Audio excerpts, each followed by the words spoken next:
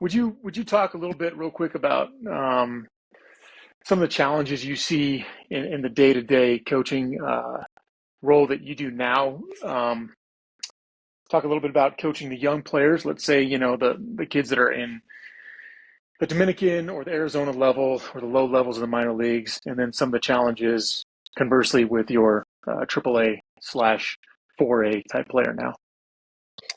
At the lower levels, the players are much more malleable. One, they don't know as much, and then two, they haven't been scarred by the game as much. They're not as their guard isn't as much up. You get to be into AAA level, and guys have been in other organizations. They've maybe been burned by some coaches, and they have their own family, their parents, their husbands, and they don't want to be guided as much. Doesn't mean they don't want your input. It's just a little more of a process to develop a relationship and earn their trust. Versus the lower levels, you have a little more power, a little more say. There's a little bigger age gap. So a 19-year-old kid's gonna do what you say, and not that you are bossing anyone or making it my way or the highway, but they're just more open to listening, and that's a good thing. Because you can get really creative, and you were with me at that time in both of our careers, when we were just cutting our teeth on the backfields and extended spring training and drawing stuff in the dirt and trying to make things as creative and fun and competitive and informative as possible. Like, we were just trying to really impact these young men, not with just some generic practices. Like, we genuinely were pouring into them with all we had, and I think that resonated with them. And I think we got a lot out of the players we worked with because of the way the player doesn't care how much you know until he knows how much you care. So I think they could feel it, with me and you and other coaches, that, we weren't just there to punch a clock and get a paycheck. Like, we genuinely wanted to teach the game and teach them how to be better people and more valuable, holistic players, not just a better hitter. Like, your whole package is your worth. I mean, how you are in the clubhouse, how you compete, how you handle adversity, how you pick up in the dugout after the game. Are you that type of guy? Because those are the things that buy you time when you're maybe not hitting or not playing well. Are you the type person that's an adder even when you're not getting hit? So I think it's just so cool to be able to have that impact on young people's lives. And you don't even know you are until maybe, I mean, you probably get phone calls now or texts from guys that you didn't think you moved the needle on at all. And then you get a text like them thanking you for what you did or said. And you're like, whoa, could have fooled me when I was saying it. I didn't think I was getting in there at all. But, they hear everything we're saying. It's such a blessing to be able to have that impact on young men. Yeah, it's funny. I remember, coaching a young man that, was a D3 kid that made it to the big leagues, right? And we had him in A ball, when he first signed, more or less, and then had him in AAA, and when he went to, got to be the one to tell him he was going to the big leagues, which is pretty neat. And he said something that season that he brought up, and he was like, "Hey, remember when you said, whatever?" And I was like, "Did I say that?" I was like, "Yeah, I guess I did say it." It was like 4 years ago.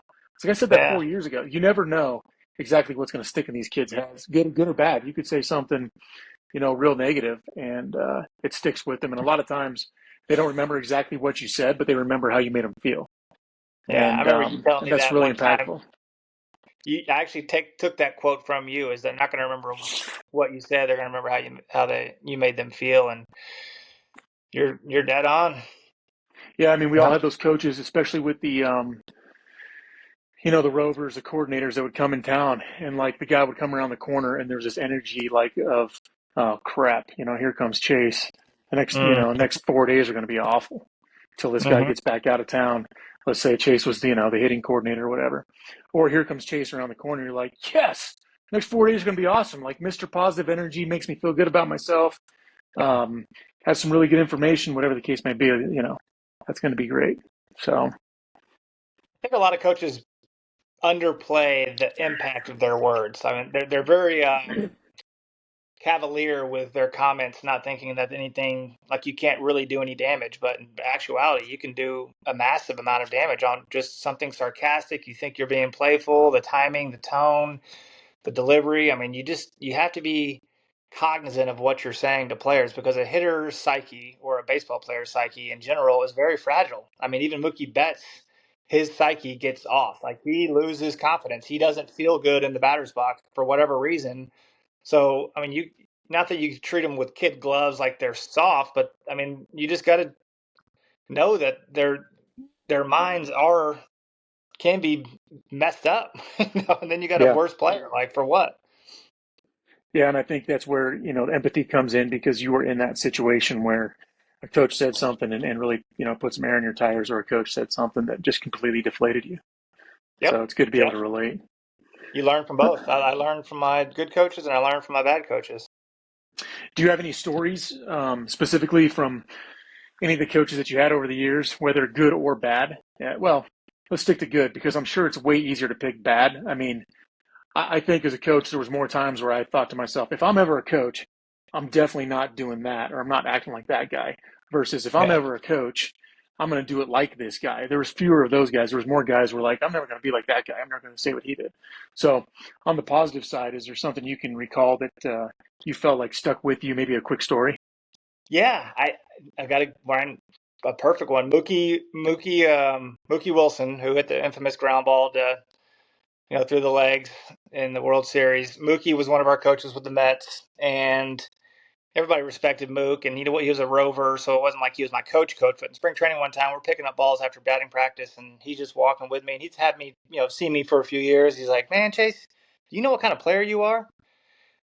And I thought he was asking to like, you got to know yourself type thing. I'm like, yeah, I play 7 positions, I switch hit, I play hard, I'm a, versatility. I put the ball in play, I take my walks, I got a little pop, I go through this, and he's like, no, no, no, no, no, no, I'm not talking about that. I'm like, all right, what are you talking about? He's like, do you know what kind of player you are? And I said, I guess not. He's like, you're a bad MFer, like you're a bad dude, like you are a heck of a player. And I was like, Mookie Wilson is telling me that I'm like a heck of a player. Like this is a 15-year big leaguer, and it just was like, well, if Mookie thinks that, then I should think that.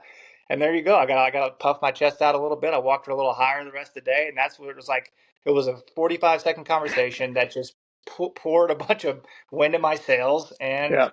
I was always thankful for him. And I, to this day, if I see Mookie, I'd tell him to his face that that meant a lot to me. I remember my first spring training with the Mariners, and Jay Buhner pulls me aside to talk, and we talked for I don't know, could have been 5 minutes, could have been 5 seconds. He walked away, and I remember going, "That's Jay Buhner," and then I Mm-hmm. was like, "What did he say? I can't remember." Mm-hmm. I was just I was just in awe that first year, but I took away from the fact that he was trying to he was trying to help me, and he was Yeah. trying to be impactful when he didn't necessarily have to do that, and it meant a lot coming from a guy like that that had a career like he did. Um, all right, here we go. Let's get into modern day baseball. What would you say is the most overcoached part of the game today? Probably say the pure biomechanics of the swing. And I say that like I'm not anti mechanics. I'm not anti biomechanics. I think it's overweighted, not overrated. It's just over worked on and emphasized to the point of paralysis by analysis for the most. But for some, they can conceptually like digest all that and still be able to move with confidence in the game. But for the most part, a lot of guys just spin themselves into oblivion, going down rabbit holes of trying to find the magic swing. Yeah, I remember having this conversation with yourself and like another hitting coach, and I mean you were like 5 years into your coaching career, and you're like I've had one Division I hitter, right? Yeah, And we're breaking things down using language sometimes that only belonged in biomechanical labs, at a 4-year university. But half the guys in the conversations, English isn't even their first language.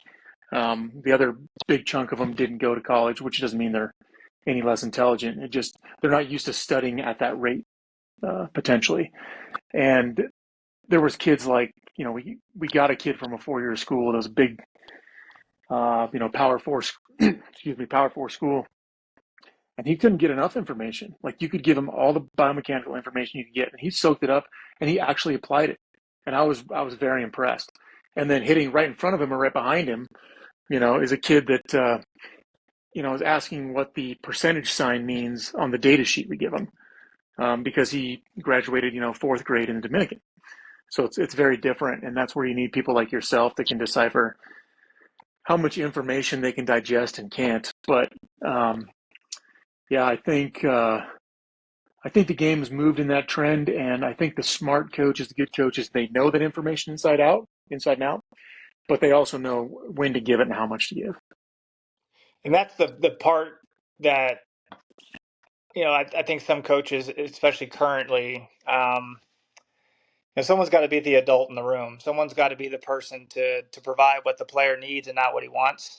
Um, if you let the player just dictate how many swings he takes and how much information he gets, like he might overdo it. And that's where you step in. And I remember Josh Young one time wanting to do a marathon round of hitting, and he's on the track, man, or Brad Soto, and he's hitting balls 108 over and over and over and over and over again, to where, like, I don't know really what we're working on after like 15 balls in a row hit at 108 at 20-degree launch. I'm like, so after a bit, I just stopped feeding the machine. And he's like, what are you doing? I'm like, I think you're ready to play the game tonight. Hmm.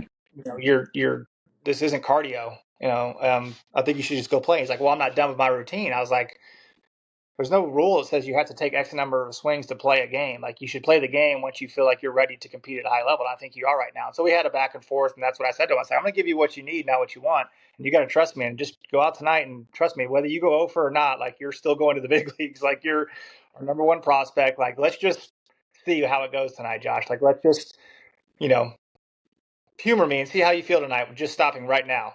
He's like, and you could tell he's visibly uncomfortable, but he went out and played and, got a couple hits, and not it was because of me, but maybe he felt something or learned something in that moment that he didn't need to take 150 swings. So I think this day and age, some coaches they're just there to facilitate and provide a buffet, which is nice, but at some point you got you got to cut them off so they don't overeat themselves to death. Like, there's still some wisdom and prudence that needs to be, and discernment that needs to be used, which some guys do. I don't want to like lump the whole industry into one, like, Hmm. it's it's so individualized. And I sometimes can't speak on everything because I've only been in one organization. You speculate what other organizations are like, and you hear stories, but it's so many different ways to skin a cat when it comes to coaching, hitting, especially with the type pitching we're trying to hit now. And you can't blame people for trying to try new things and do more, do more and do things different, because the guys are throwing a million miles an hour with six pitches that move six different directions. So it's like, I get it. Like, I'm not like, it's everyone's just trying to do their best, but sometimes I think it's at the detriment of the players. Sometimes it's not. Yeah, and as a coach, I think we would both agree we'd rather have a kid where we had to pull him back a little bit more and push Yeah. him. And part of the reason a guy like Josh is successful is because he has outworked a lot of people. And Mhm. you get some of those kids that are just super talented sometimes. You're like, man, if you just had, I sound like the Rudy movie. If you had like Yeah. 10% of this guy's work ethic, whatever. But